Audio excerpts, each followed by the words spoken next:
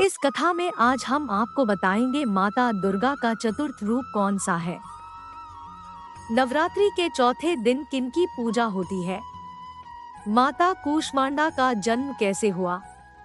माता कूष्मांडा का मंत्र क्या है। माता कूष्मांडा की पूजा कैसे करें। आप सभी का ज्यादा समय न लेते हुए मैं आपको सुनाने जा रही हूँ माता कूष्मांडा की कथा। आप सभी माता के भक्तजन ये कथा ध्यान पूर्वक सुने। चौथे दिन कूष्मांडा देवी के स्वरूप की ही उपासना की जाती है। अपनी मंद हल्की हंसी के द्वारा अंड यानी ब्रह्मांड को उत्पन्न करने के कारण इस देवी को कूष्मांडा नाम से अभिहित किया गया है। जब सृष्टि नहीं थी, चारों तरफ अंधकार ही अंधकार था, तब इस देवी ने अपने हाथों से ब्रह्मांड की रचना की थी। इसीलिए इसे सृष्टि की आदिस्वरूपा या आदिशक्ति कहा जाता है। इस देवी की 8 भुजाएं हैं, इसलिए अष्टभुजा कहलाई।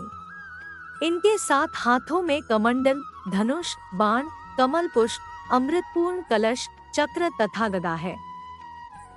8वें हाथ में सभी सिद्धियों और निधियों को देने वाली जपमाला है। इस देवी का वाहन सिंह है और इन्हें कुम्हरे यानी कि पेठा बहुत प्रिय है।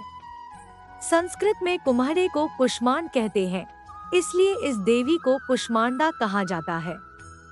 इस देवी का वास सूर्य मंडल के भीतर सूर्यलोक में है। सूर्यलोक में रहने की शक्ति क्षमता केवल इन्हीं में है। इसीलिए इनके शरीर की कांति और प्रभा सूर्य की भांति ही दैदीप्यमान है। इनके ही तेज से दशों दिशाएं आलोकित हैं। ब्रह्मांड की सभी वस्तुओं और प्राणियों में इन्हीं का तेज व्याप्त है। विधि विधान से माता कूष्मांडा की पूजा करने पर भक्त को कम समय में ही कृपा का सूक्ष्म भाव अनुभव होने लगता है। अचंचल और पवित्र मन से नवरात्रि के चौथे दिन इस देवी की पूजा आराधना करनी चाहिए। इससे भक्तों के रोगों और शोकों का नाश होता है तथा उसे आयु, यश, बल और आरोग्य प्राप्त होता है।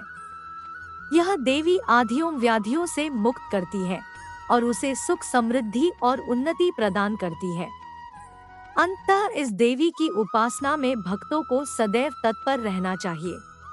माता कूष्मांडा का मंत्र सुरा संपूर्ण कलशन रुधिरा प्लुतमेव दधाना हस्तपद्माभ्या कूष्मांडा शुभदास्तु में सर्वप्रथम कलश और उसमें उपस्थित देवी देवता की पूजा करनी चाहिए। तत्पश्चात माता के साथ अन्य देवी देवताओं की पूजा करनी चाहिए। इनकी पूजा के पश्चात देवी कूष्मांडा की पूजा करनी चाहिए।